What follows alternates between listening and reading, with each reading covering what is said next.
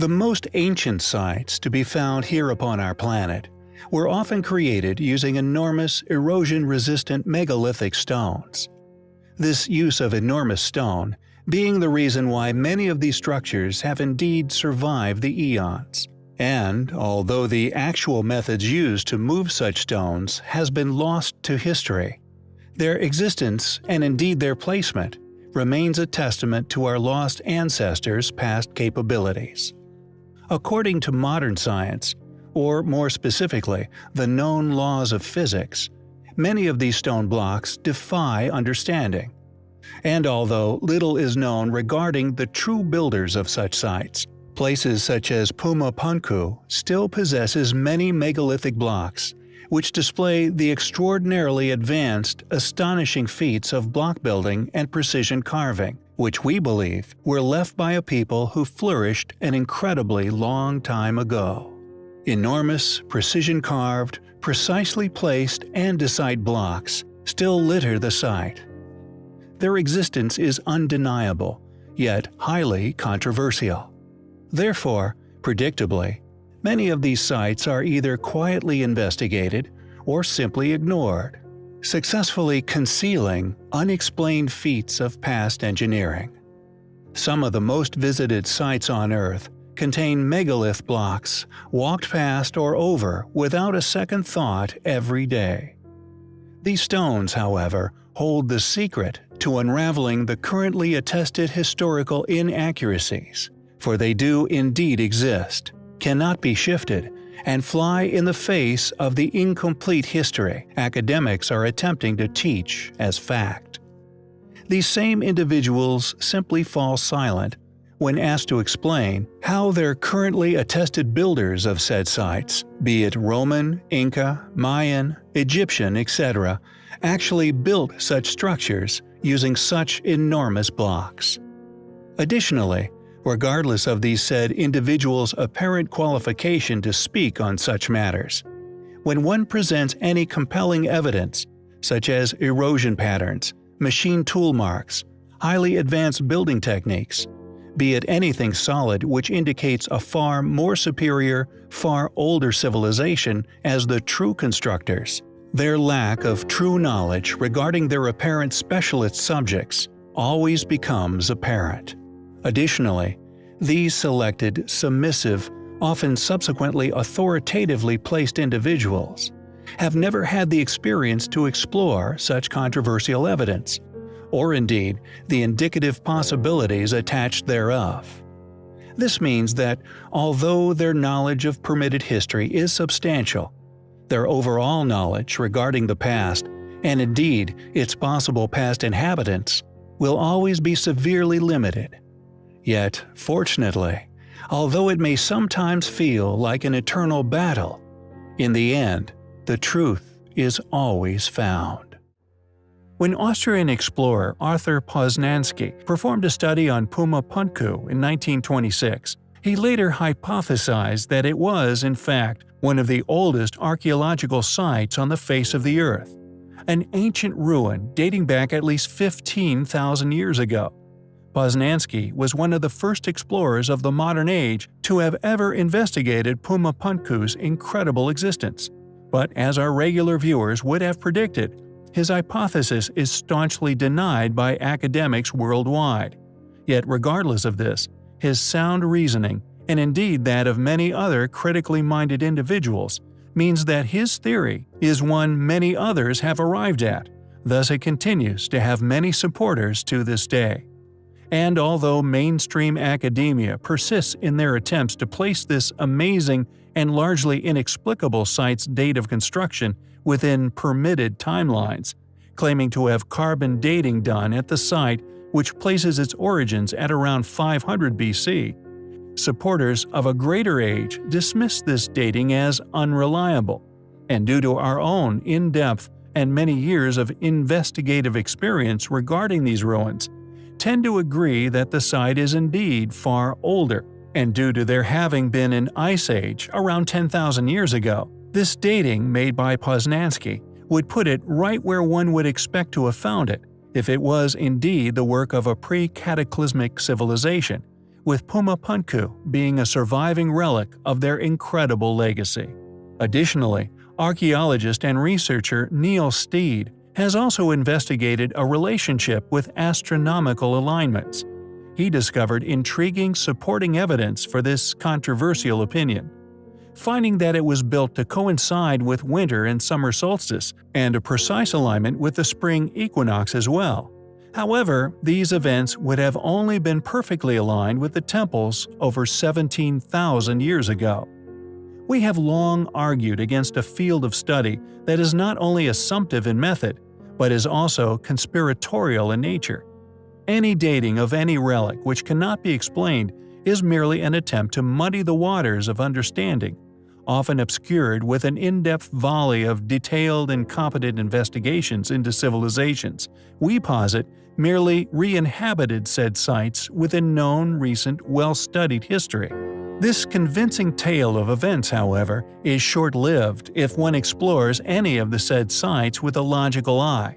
One soon finds that many characteristics on display are not only found globally, which on its own is compelling proof of a past global superpower, but the countless trilithons, enormous megaliths, some reaching into the thousands of tons, along with highly advanced, incredibly accurate, yet unknown masonry techniques, all tell a story which academics who never seem to mention said features cannot explain.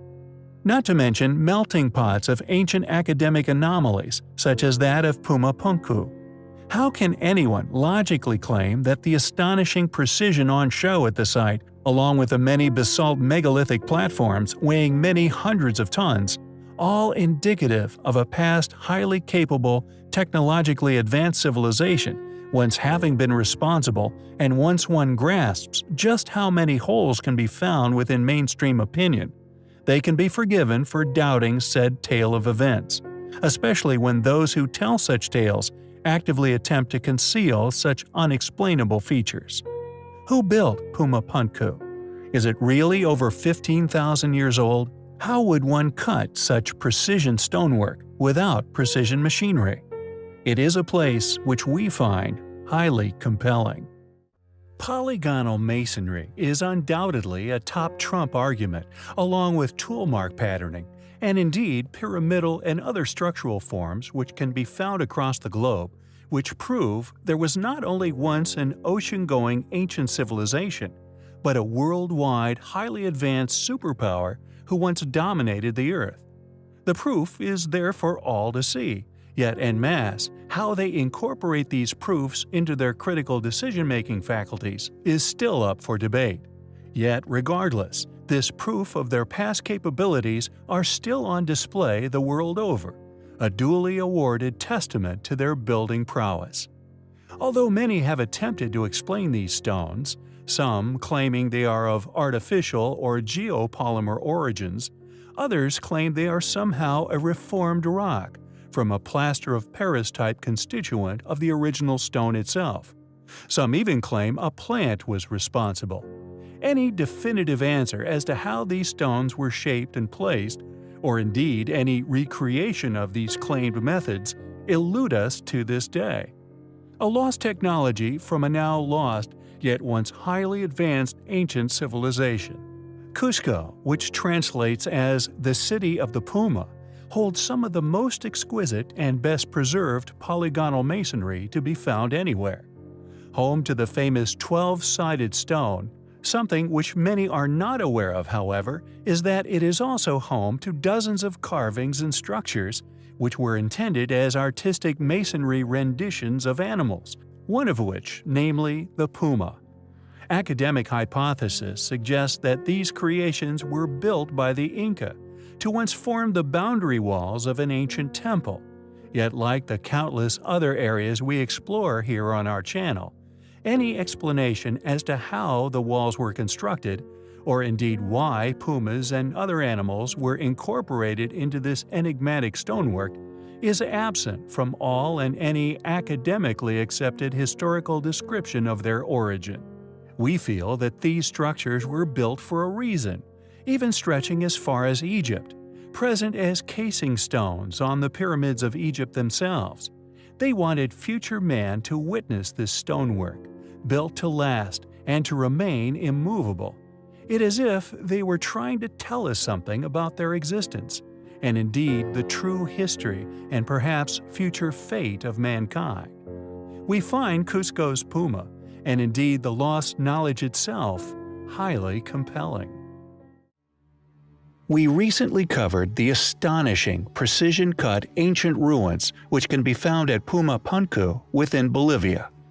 Once an enormous city complex, which still possesses some incredible features. One of the more controversial of these still surviving attractions is undoubtedly the Wall of Humanity. During the 1960s, archaeologists employed by the Bolivian government excavated a temple at Tiahuanaco. Within the walls of the courtyard, hundreds of stone heads were discovered, all with a diverse range of features masterfully built into the architecture. A once perfectly constructed wall, adorned with a variety of different faces, each now believed by a number of independent researchers to represent the different tribes and civilizations which could be found upon our planet at the time. If proven true, it is clearly a controversial reality for academia to explain. How can a wall, supposedly built by the Incas, display faces from all corners of the world, built by people who never traveled intercontinentally? Or does the Wall of Humanity further support the premise of a world-going advanced civilization actually having once built such sites? Furthermore, and perhaps the most intriguing detail surrounding this ancient artifact, is the addition of two heads made of a noticeably different material that, instead of displaying a possible lost tribe, appears to actually represent what many would now identify as gray aliens. The question is, if the Wall of Humanity does indeed represent the different tribes which could be found all over the world at the time of its creation, then who, or indeed what, do these two faces represent? Are the ancient alien theories true? Did an extraterrestrial race not only once visit our planet, but actually called it home? Clearly an astonishing ancient artifact, which demands more alternative research. In our last video, we explored the work of the first pioneering antiquarians of the modern age. We discussed how archaeologists Arthur Poznansky and Neil Steed, along with many other astute individual researchers, unraveled a possible key to unlocking the true purpose and indeed historical significance of the site. They concluded that the site, due to academia's reluctance to tag any ancient ruin with a date of more than 4,000 years, is the oldest ruin on Earth. The archaeologists discovered an alignment with the solstices and spring equinox, which only occurred around 17,000 years ago. However, there are many other intriguing areas of interest yet to be fully understood. Along with the volumes of photographic documentations of precise measurements, independent researchers also discovered that the site's gray stonework also possesses a curious magnetic property. The question is, if these ancient people knew of this interesting characteristic, what was the purpose of using said stone? Was the stone slowly magnetized by a technology once present at the site, now lost to history? Along with the gray stone, however, the site also contains an equal amount of red sandstone, which was used to build the site, yet this red stone does not share the enigmatic magnetism of its gray counterpart. Perhaps the sandstone is somehow immune to what was responsible. Perhaps this is why the Great Pyramids were built from sandstone, to avoid the masonry taking on this magnetic charge. Perhaps, but I digress. Puma Punku is what we like to call a smoking gun, a site which clearly displays masonry skills of its ancient constructor, precision-cut stone masonry, which today could only be achieved with the use of advanced stone-cutting machinery. Shrouded in mystery, the archaeological side of Puma Punku is one of the biggest headaches for mainstream archaeology to explain. So how would an ancient culture, one which was far less capable than modern man, cut, shape, and transport from many miles away carvings out of some of the world's toughest stone, accomplished with such incredible precision. A group able to transport blocks of stone, sometimes weighing far more than 50 tons to the site, effortlessly placing them in position, often using a placement technique indicative of polygonal methodology. Interestingly, after investigating possible causes for this characteristic, it was realized that the building material was not granite, as it had long been assumed, but was in fact andesite. Andesite is the most iron-rich volcanic material we are aware of. It can contain around 15% iron oxide and can have up to 4% magnetite.